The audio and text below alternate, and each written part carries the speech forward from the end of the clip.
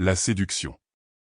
Comme je l'ai déjà expliqué, la séduction est une énergie qui fait partie des lois de la vie. La séduction est un outil qui permet de garder l'attention de l'opposé, homme ou femme, mâle ou femelle. Si la séduction est essentielle à la vie, le plan de Dieu, le nier est même un sacrilège.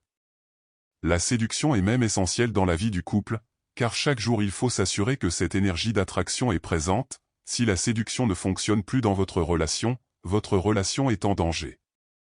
Alors, séduisez votre moitié, gardez la colle toujours chaude, prête à être utilisée.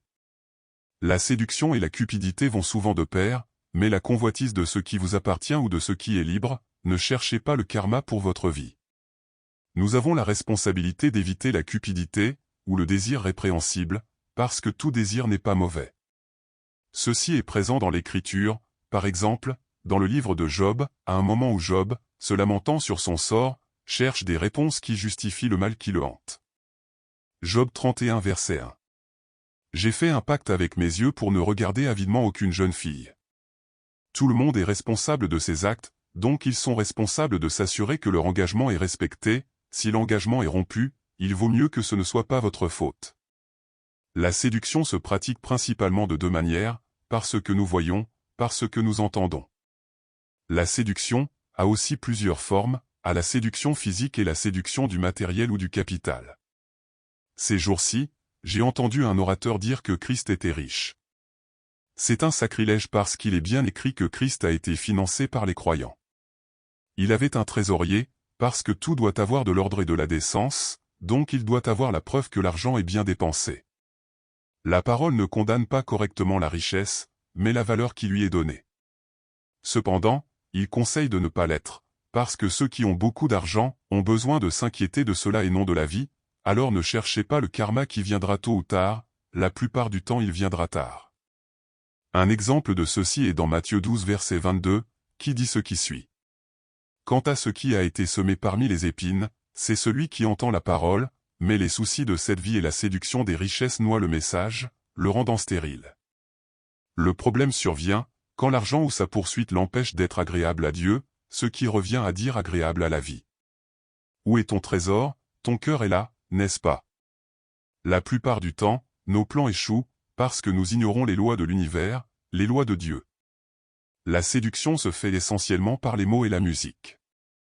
Je pense que nous sommes tous d'accord avec cela, n'est-ce pas? Écouter de la musique, quelle qu'elle soit, n'est pas un péché. Cependant, vous devez faire attention à ne pas vivre votre quotidien, avec l'exemple des nombreuses paroles qui tirent sur la sensualité démesurée. Mais rien ne vous empêche de vivre cette sensualité avec votre mari ou votre femme. Tous les moyens pour séduire votre femme et votre mari au quotidien sont les bienvenus. Il n'y a pas de texte biblique qui s'y oppose. Si vous ne pouvez pas résister à l'influence de la musique, alors vous devriez vous abstenir. Il vaut mieux ne pas écouter de musique que d'éveiller le karma.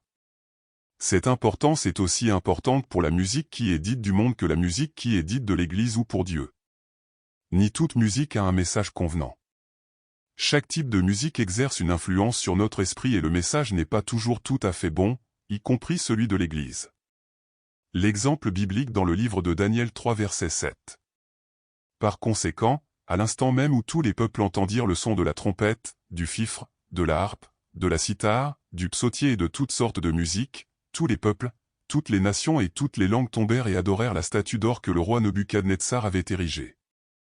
Or, les instruments mentionnés ne sont-ils pas les instruments de Dieu? Là où d'autres se joignent. Je pense que nous sommes tous conscients de l'influence que la musique a sur chacun de nous. Soyez attentifs alors, dans le genre de message que vous laissez entrer dans votre vie, la vie n'est pas faite d'illusions, mais de choses concrètes.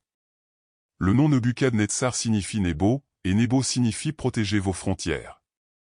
Soyez attentifs, protégez votre esprit et triez ce que vous acceptez ou n'acceptez pas pour votre vie. Ce message vise à partager les connaissances. Partagez la vidéo et regardez beaucoup d'autres déjà réalisées. Apportez l'espoir, que Dieu vous parlera à travers le message, parce que je révèle une partie.